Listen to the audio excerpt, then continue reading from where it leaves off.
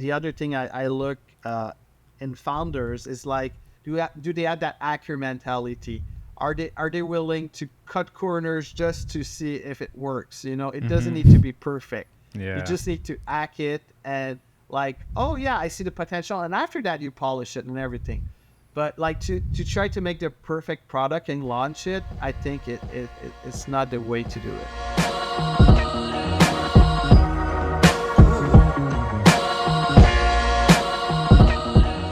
What's up, everybody? This is Adam. I've got Mike here with me, and this is the Polyform Podcast, the show that explores the product strategies of startups through interviews, experiences, and stories with the founders.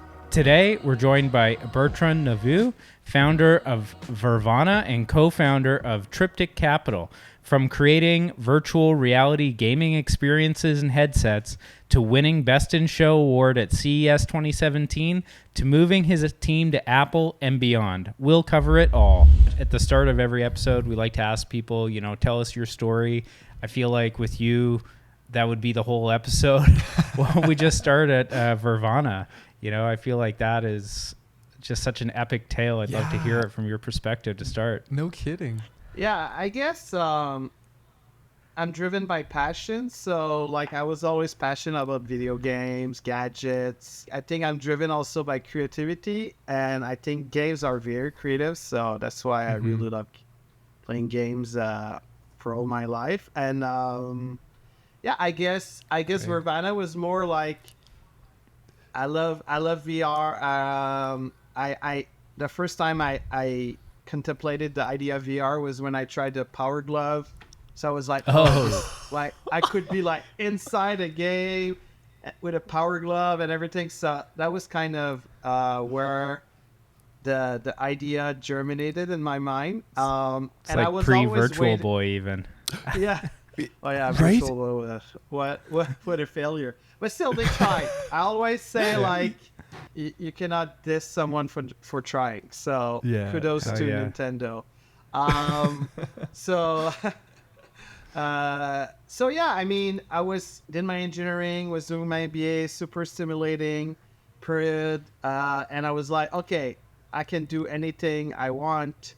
Why isn't there a VR headset for gaming? And the Xbox got announced end of 2004. Back then, it was the best graphic card on the planet. Yeah. So I was like, okay, I think we have a foundation to do VR now. So just started, ordered a few parts from Hong Kong for screens, a few accelerometers, and just started like tinkering about around. And of course, it was horrible at the beginning, but I was able to show a couple pictures and everything, and then did some deep tech in my basement for so many years until like, Canada is very conservative. So like when I was explaining my vision and everything, people were like, yeah, but is there a market for VR? I'm like, and in 2013, I tried to raise a pre-seed round, and like people were like, yeah, we're not sure about this market. We're like, well, I was like, Oculus, they got John Carmack, like it's gonna happen, just a matter of time. And then it took like Oculus getting bought $2 billion by Facebook to kind of validate the market, and then we raised our seed round. Grew the team to like about 17 people. Did like, I think one of our real strength was we were able to do rapid prototyping in hardware. So every 6 to 9 months we would have a new version. So that's pretty quick for hardware. With a lot of learnings between them. So we did a few iterations until end of 2016. We kind of got real magic going on. And then we were so poor, like, so that I went to CES, no booth, no nothing, just my backpack, very heavy back then. It was like a MSI with a dual SLI in it. It was probably 40 pounds off Wow. my back with my little suitcase with my my headset, and at the luck to meet Tom's Hardware, uh, in the in a casino all the way.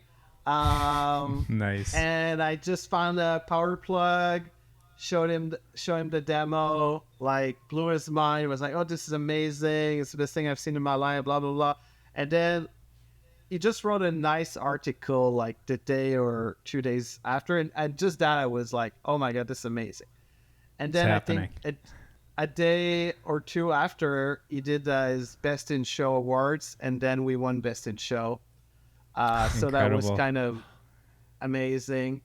Yeah, and after that, we continued the adventure with Apple, and that's when I cannot talk anymore. Yeah, That's the it. story The ends. end Yeah. of story. Yeah. That's incredible. I want to go back to the rapid prototyping thing for a second, because we do a fair amount of hardware at Polyform, and we know how hard it is. And what we're doing is like nothing compared to what you guys were up to. And you were so ahead of everything else on the market at that time. How did you guys come up with these ideas? How were you as just this like scrappy team so far ahead? Great question. And the only thing I can say is that we did import that at Apple. So that was the thing I was proud, is like when we joined Apple, like they didn't have this mentality. So we kind of brought those what we learned at Vrvana there. So that was cool. But to answer your initial question, is more like so first of all, we use an FPGA. So an FPGA, for people who don't know, is field programmable gate array. So it's hardware, but then with VHDL or Verilog or System C, whatever, you can program them so that they can be more flexible. So that gives a lot of flexibility. Also, we had an amazing test jig. So when you do hardware, like an error can cost you 2-3 months. So we wanted to make sure that like the PCB was good, that like it would at least boot, and from there with the FPGA and the flexibility of the design, we're like, okay, I think like if the things boot and there's no shorts and like we didn't fuck up the PCB, we should be fine. But we did prepare a lot. So when we did our Kickstarter end of 2014, and even though it didn't work, the Kickstarter wasn't successful, we did learn that people were super excited by the fact that we had front-facing cameras. Yeah. So at first, it was just a VR headset with just like positional tracking with the camera and just a pass-through, let's say, to grab a beer or whatever. But then people said, oh shit, like maybe you could do like AR also and do mixed reality and everything. And we're like, that's an interesting idea. So we went from 6 people to 12 people. And we sat together at the beginning of the year and we're like, we need to launch a new device by E3. And E3 was like in June. Yeah. So we're like, we have 5 months to do this.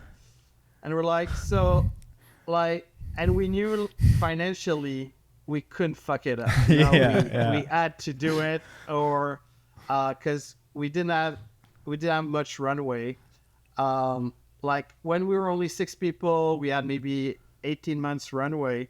But like to do a mixed reality version, we had to double the team and then invest a lot in the prototype. So we would go down to 6 months. So we're like, okay, but we need to do it because, as I always say, like if you don't take calculated risk as a startup, like why bother? So we're like, okay, let's do this. And I brainstormed with the team, like, okay, so how can we minimize the risk to make sure we launch at E3? So we came out with that test jig. So we bought a development kit from Xilinx, because we had a Xilinx Xilinx FPGA. So part of the team started to develop all the OS on the dev kit. We made a test jig so that when we received the PCB, we could rapidly test all the power, the interface, and everything, just to make sure like we could be as efficient as possible. Yeah. So it was all about preparation. We also built some Python script to be able to program the register and all that. We added Jenkins machines so that we could do test build and everything. So I think my proudest moment at Vrvana was that, like, so we received, I remember, like, probably 2 to 3 weeks before E3, we finally received our hardware. And we're like, oh shit, like, will it work? And then in 2 days, we were able to boot everything, access everything. Wow. It was an amazing moment. And after that, we were like, oh shit. So we built the infrastructure to be able to do rapid hardware prototyping. And then after that, we just like, we were able to, even though like our first XR headset was not that great, you know, it was like seeing the world through sunglasses. So everything was a bit dark. We saw the potential and everything. We were like, okay, this is interesting. And then we put better cameras, better sensor, learn a lot to that. So that was pretty cool. That's cool. Were you guys actually doing like legit plane detection and stuff like that? Was occlusion like totally out of it was all built in even back then? Yeah, well, at first, no. Like, sure, like the first version, we didn't have all those great features, but that's another thing that startup do that big company don't, is we leverage open source. Right. So, you know, we didn't have that not invented here syndrome where usually big companies, they like to reinvent everything. Yeah. And they will say, yeah, it's too optimized. And they're true. It's true that if you build everything from scratch, you can make it more efficient. But as a startup, you don't have that luxury. So we leverage a lot of open source and added like our own layer on top and make the magic happen. Like we were also part of OpenXR at the beginning because we were under one of the first headset to blend AR and VR. And also I went to AWE's share our learnings from doing mixed reality content and everything. So for me, it was more, we're trying to like make a dent in the universe and create something new. Like we wanted to collaborate as much as possible and like more like karma, you know, if you do good things, that's like chance will have more you have more chance to be lucky, I guess. Yeah. So 2005, super early time in the adoption of virtual reality to be pitching people on VR products. So it's already tough enough to get like meetings with investors, find whether somebody is suitable or not. What were some of the conversations or like points that you had to prove to these investors that like, hey, this is like a real thing. This is going to happen. You know, it's time to get in now. I mean, at the beginning, you need believers, and the biggest believers will be your family at first, because they've known you for a long time. They know, like, sure, I was a bit crazy, but you need craziness, you know. But they had confidence in my creativity and problem solving skills. So like at first it was love money. Nice. But I knew that like at first I got 200K, which is almost nothing. But I was like, okay, if I'm doing deep tech, and like there were so many, in 2005, there was the Xbox, but there were no good sensors. There were no 3D like stereo. It was not even there. Like there was so many blocks to be built. I was like, this is going to be a long game. So I said, okay, how can I stretch that 200K as long as possible? So I took the conscious decision at the beginning to be super scrappy. I gave myself like 40 grand. Like I said, how much do I need just to be comfortable and do my things?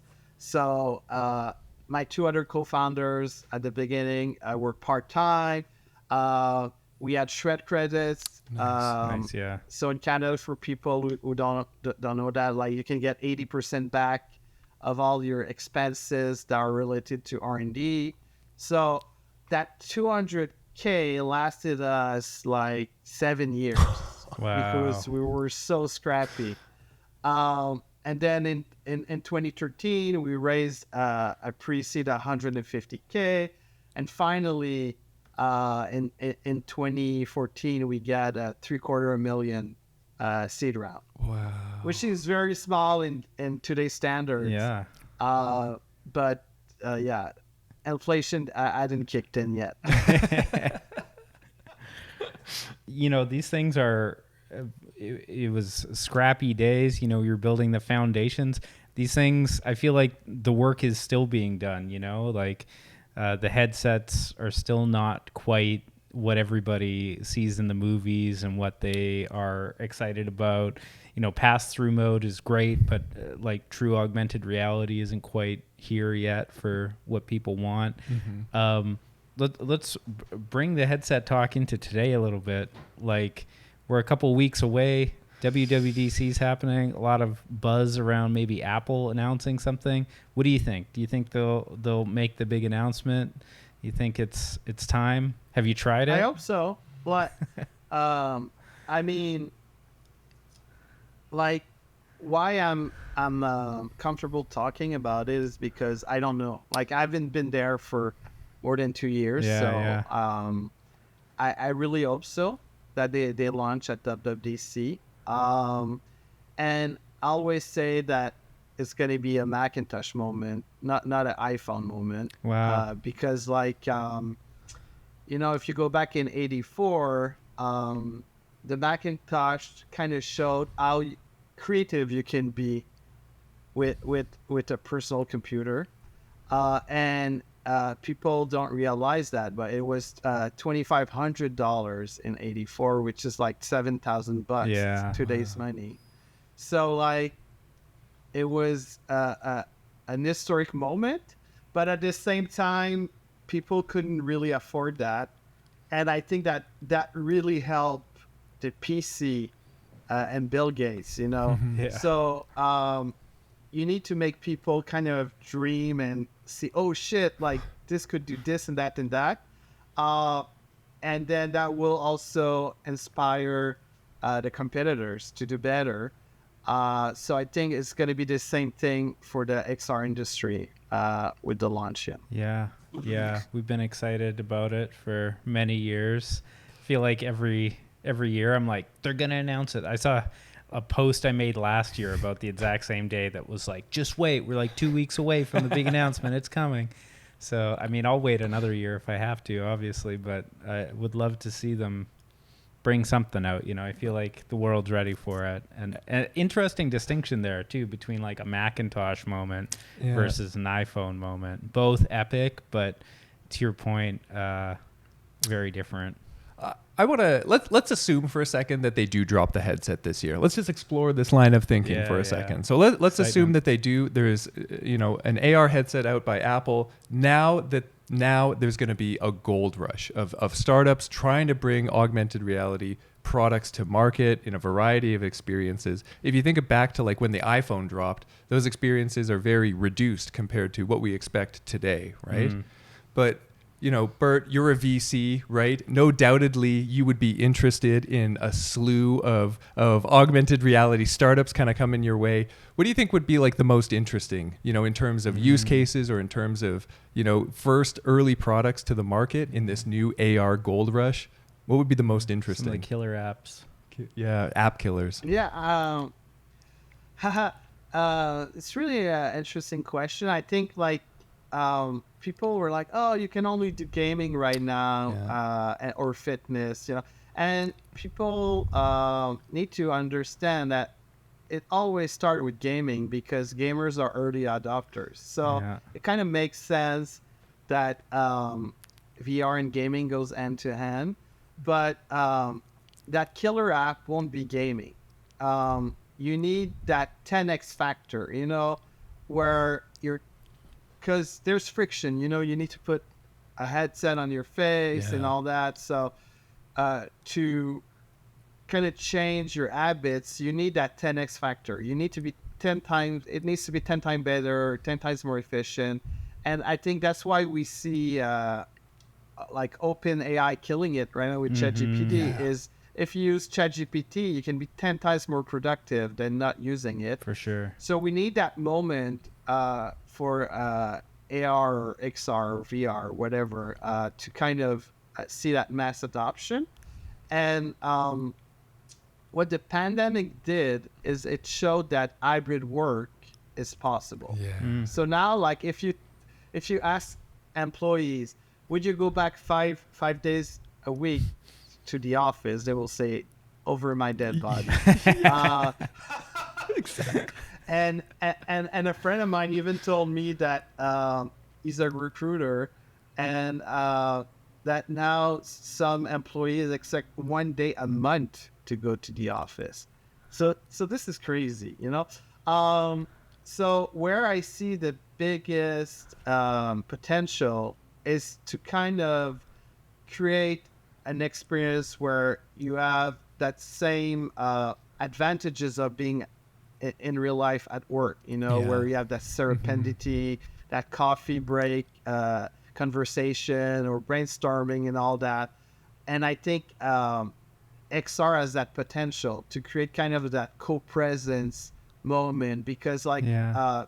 VR is very powerful because it creates presence. So presence is when like what you experience in VR, your brain thinks it's real, and you will get those same emotions, or you'll be able to have the eye contact, or you'll be able to read the body language and everything. Yeah. That will make it very natural. So I think that productivity tools will really be the killer app. And once a company can nail that and make everything frictionless and super intuitive and productive, um, whatever the price the asset is, they will buy it because they will like, oh, like if it saves me like, I don't know, 10 hours of traveling per week uh, to go to work or whatever, like this worth a lot to me. Absolutely. So that's where I think that we'll see a lot of gain. Yeah, yeah, that's interesting. I'm stoked for that. Like, I want to see, of course, gaming for sure. We've got the Oculus, all that here, Pico. Big gamers ourselves, love the games. Even the new PlayStation VR headsets, VR head. So dope. But and then you see a lot of demos of people in mixed reality with just like the floating desktop in front of them, and like that's great too.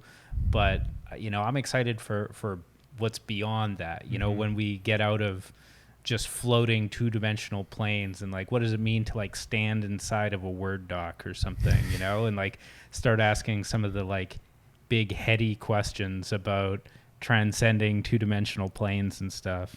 That's what I'm really stoked on. What do you think? There's so many ideas out there about AR and mixed reality and VR.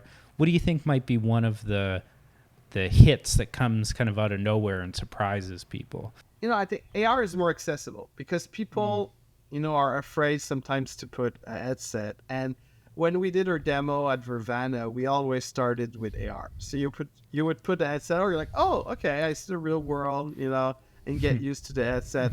And after that, we would transition to VR. And what I think was very powerful about VR is like whatever you can imagine, you can create it and experience it. And I think with generative AI, it's going to get even crazier. And what I'm excited about is like before it was like kind of the chicken and egg problem of, well, for us to do AAA content, we need enough of the headset, but then to sell headset, you need AAA content. So like, how do you get out of that problem? And I think generative AI will solve that because right now, like to do a AAA game, it might cost like $250,000, even more, a quarter a billion, or even more, and takes like five years or so. But I think like with generative AI, you'll be able to create a AAA game maybe for 50 million, maybe even less. Uh, so I think that Wow. we're about to see a golden age of content creation. Like it's gonna get pretty crazy pretty fast, and we'll be able really to, like, I don't know if you tried Mid Journey, but Oh, like yeah. you have something in your mind and just like tweaking a bit your prompts, and then boom, like yesterday, like as I said earlier, like I'm an hardcore gamer since the ColecoVision, and one of my favorite game on NES was Contra, and they yesterday I saw a post from Midjourney, and they recreated like really cool images based on Contra, Wow. and I saw those. I was like, wow! Like I remember playing the game and the final boss and the levels and everything, and they were able to create that like very realistically. I Oh, was like, rad. wow, this is so cool, and I can see like that. Uh, the transmedia thing is gonna happen. Like you'll do a game, after that you'll do a movie, and then you can even be in the movie. Like it's gonna get so crazy so fast, but at the same time, you're gonna have personalized content based on what you like, but also humans like shared experience. So I think you're gonna see both. You're gonna see like big shared experience. I just seen this latest game or latest movie. It's gonna be so much better in VR. But you also have like, I don't know, you feel sad one night and you're like, oh, I would love a comedy, and then and I like Eddie Murphy, and then boom, like Just make a it's new one. gonna make a new one. I think things are exciting, but also a bit frightening. Yeah. Yeah, that's fair. No kidding. Yeah, I'm I'm a heavy Mid Journey user myself. I'm on Absolutely. that thing every day for sure, if not for like an hour a day. I love going down the rabbit holes, and I mean, like you said, it's so good at remixing nostalgia, and I'm still like creating unique IP with the generative AI is kind of like an interesting challenge. It's just people will just need to invest in making more content and keeping that content consistent over mediums. Something I noticed, this is kind of like going to go off on a tangent for a second, but we talked about a bunch about you getting investment for Vrvana. I know that now you're an investor yourself, have a venture fund. And I noticed that one of the companies in your portfolio there is doing some generative 3D game asset stuff. Would you want to talk about them for a minute? Because I thought that was super interesting. Yes, I think like the human brain is so much more efficient and spatial. We evolve like in a 3D world and everything. So sure, we can use a keyboard and mouse and master those tools, but I think like just using like your hands and the speciality of thing is just more natural. Yeah. So Masterpiece Studio is a portfolio company, and we invested because like when John gave me his pitch, I think what really excited me is like, in the physical world, you can only build things linearly. Like it takes time and everything. But in the digital world, it's exponential. And But to create a lot of assets and everything, you need a lot of skilled labor, and that's the bottleneck right now. Yeah, for But sure. if you can leverage generative AI and a full pipeline from asset creation to rigging to animation in the same tool in VR, you can be so much more creative and Wow. productive. And that was kind of the moment I said, okay, this is exactly what we need if we want to make the metaverse awesome. Uh, and and and another portfolio company that we just invested in is called Shapes XR. And what they do is they enable you to do rapid prototyping in VR. So they kind of the Figma of XR. Oh, Wow. I And need that there's a tool now. bunch there's a bunch of companies using it right now, like Trip, FitXR, Logitech. Anyway, the list goes on and on and on. There's 70,000 users right now using it. And what Wow. they do is that rapidly they can create their UX, UI, and scenarios and shapes. And once they're like, okay, this is amazing, they can import it in Unity and then polish it in Unity. Wow. So we need those tools where it's more natural, you're more productive, and you don't need to be an expert in the field. Like, that's one of the superpower of Apple is like, I remember my 3-year-old son, the first time I gave him an iPad, like naturally, he scroll and touch, and like I was like, wow, okay, like this is the ultimate test, you know? Yeah. Yeah. So we need to have those same intuitive languages for XR, and it's going to take a bit of time because it's a new medium. But I think at Triptyq Capital, we like to invest in tools that will lower the bar of how expert you need to be to play in that space. And in terms of like a lot of the companies who you guys are working with at Triptyq, is there like a specific criteria? Like this would be a good fit for us or this would not be a good fit? Like I know a couple of the companies so far are really empowerers in like the creator economy, but is that like strictly all we're interested in investing in? Or what makes for like a good match between a startup and Triptyq?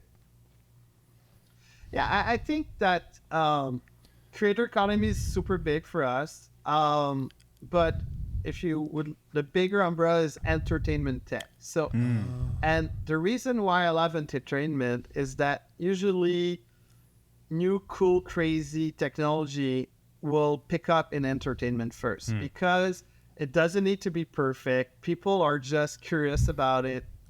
And I'm sure you've seen like Drake and the Weeknd, AI generated, like, it's like, oh my God, this is so amazing and everything. And sure, like the industry will fight back and it's normal, but still like entertainment is great for new technologies. And I'm an early adopter, you know, I love new technologies. So when I see something with a lot of potential, I'm like, okay, like in entertainment, we would have access to, they'll be open to have access to those kind of cool things. And so you need tech, you need a moat, and you need, so like I did a post a few weeks ago that gained quite a lot of traction about like what you need to have a really cool startup to conquer the world. And founder first, of course, you need an amazing team, but also you need to have a technical moat, and you need to be agile and take calculated risk. And like, if you're a startup and you're not leveraging AI right now, there's something wrong with your startup. Yes, preach. Because you need as many people as possible to solve hard problems. So I think that's the other thing I look in founders is like, do they have that hacker mentality? Are they willing to cut corners just to see if it works? You know, it doesn't need to be perfect. Yeah. You just need to hack it and like, oh yeah, I see the potential, and after that you polish it and everything. But like to try to make the perfect product and launch it, I think it's not the way to do it. Yeah, that's something we advise a lot of startups we work with, is that like perfect is the enemy of done, and that like perfection doesn't exist, so why try to obtain it, you know? I feel like that's a personal journey that everyone is going through, you know. Yeah. At some sometimes good point. enough is shippable. Yeah, you don't need to make everything perfect. So I agree. It's a personal journey, and it takes time. I still have my issues, but yeah, you just need to be out there and get feedback from users, because this is the most valuable thing. And I learned that, as I mentioned earlier, with Kickstarters. Like, it wasn't a successful Kickstarter, but we got amazing feedback from the community of what they were excited about, and then we built it, and they loved it.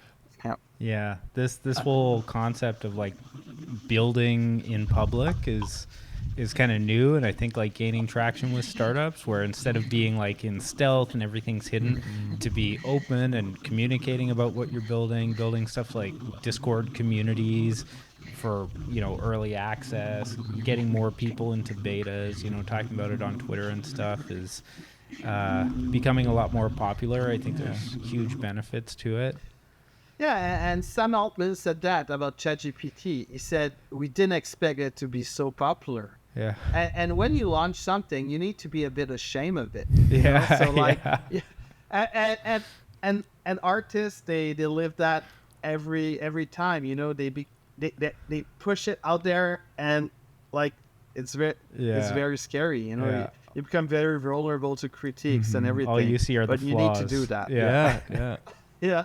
So I want to. I feel like there's been some really great advice that's been kind of like scattered through the conversation so far. But like, Bert, you have such a crazy and robust entrepreneurial background, and now you've gone from like the scrappy entrepreneur yourself to now the guy who's in charge of guiding the next wave of startups, right? This next technological wave that we're all riding.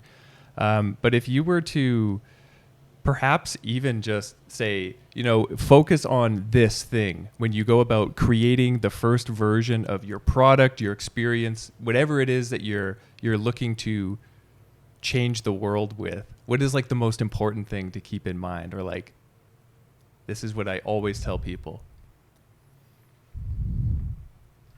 Yeah.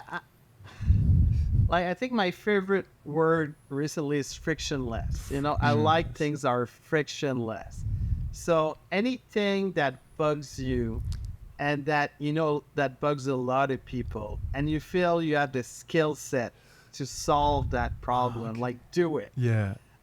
So that was kind of why I decided to do Vrvana. I was like, why isn't anyone doing it? Yeah. And like, I'm an engineer. I can do it. Yeah. Sure, it's going to be hard, but then like you just, and you need to give yourself the permission to fail. Like I failed so many times through the years at Vrvana, but you need to fall down, get up, and then understand why you failed, and then improve and all that. So it's like that journey of risk taking and learning from it and getting better and better. And that's why we just read recently the number one factor for VC and success is repeat entrepreneurs. Why? Because you've been through the journey. Like even if you fail the first time, you got some lesson learned and everything. Sure. So it just shows that experience is so important. Starting a VC fund is also a startup. So like now I'm a repeat entrepreneur. Yeah. So it's funny because like when I was on the other side of the table, when VC would say, yeah, I'm an entrepreneur, I would say, yeah, whatever. But if you're a founder partner at a VC fund, you're definitely an entrepreneur. I'm sure they'll be happy to hear It that still you counts. think that. Yeah.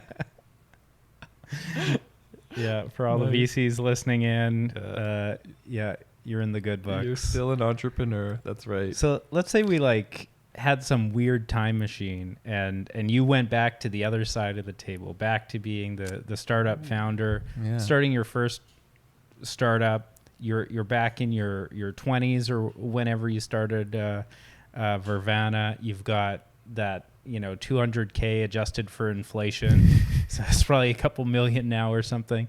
What would you start? What's interesting to you if you had the time and the energy and no kids or other obligations? What would you sink all of your creative time into these days? It's funny because I asked myself that question like 2-3 years ago when I was still at Apple, probably trying to make it easier to create content in XR. Yes. And I think like game engine could be redone in a different way.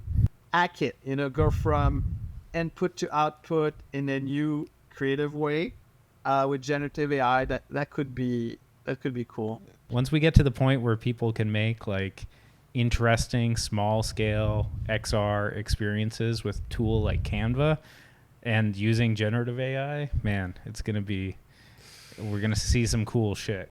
One of my favorite and it's sold. I haven't watched it before. I think it was created at first in 2014, but they did a 2033 edition. Is Everything is a Remix by Kirby Ferguson, and it's so astounding how creativity works. So it's not like poof from out of nothing. It's more you take something you like, you remix it with your own personal preference, and I think that's the excitement of this new medium, which is XR, is that we can remix things in a new way, and that will be more natural for human beings. Another big picture concept, all right? We talked about a lot of big picture tech. We talked about entrepreneurship. We talked about getting investment.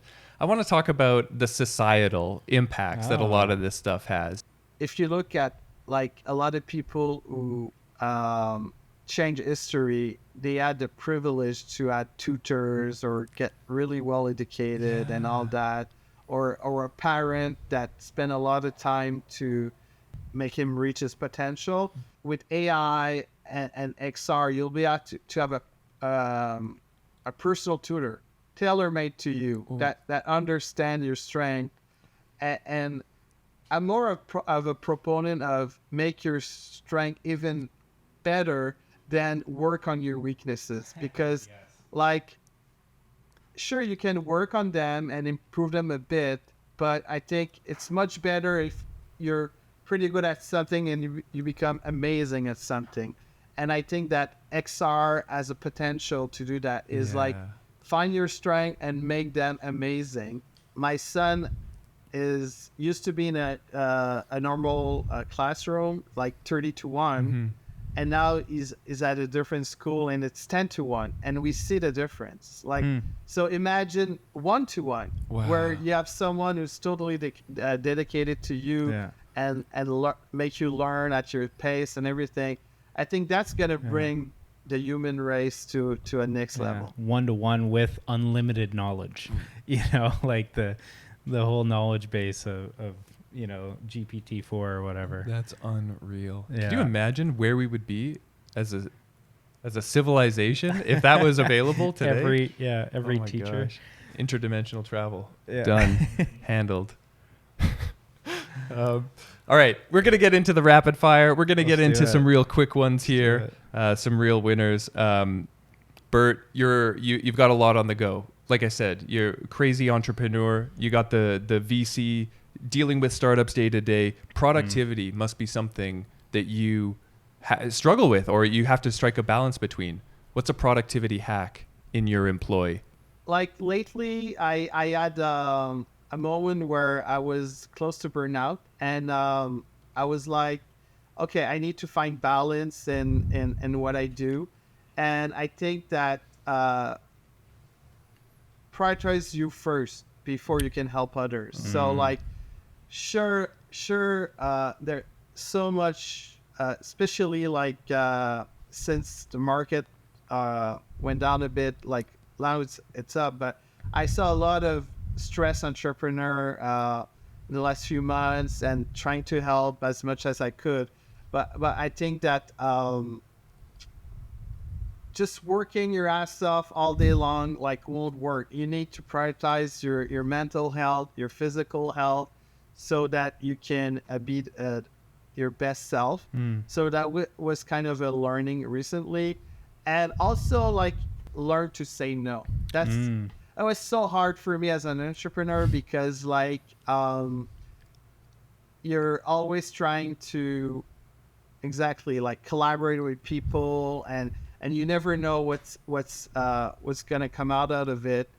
And I was told no so many times in my life that I have a bit that PTSD of not wanting to say no. But I need to learn to say no, and it's still a struggle. But you need to, like Steve Jobs said it so many times, like you need to focus, and in able to focus on really what's important, you need to say no. Some great actionable advice for anybody there. I got one for you. You're a big gamer. We're big gamers. What are you playing right now? Yes. You got that new Legend of Zelda or what? I want to, but to be honest, like I'm doing an old classic right now. Shame on me. I didn't play the first Last of Us. And when the HBO series came out, I was like, okay, I need to play it before seeing the series. Right. Yeah. So I saw that it was a remix of Last of Us on the PS5. So I bought it.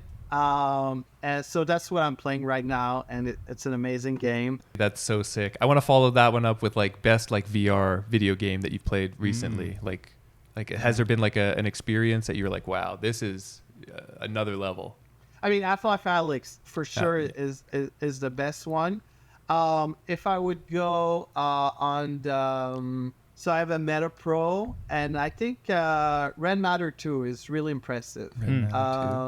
And I love the, old Russian kind of thing, because I'm a big James Bond fan. So the old classic were always like a Russian villain and all that. Yeah. That would be pretty much the best game headset I've seen. Nice. All right, I got one more. I got one more for you, Bert. This one can be, we sometimes we have like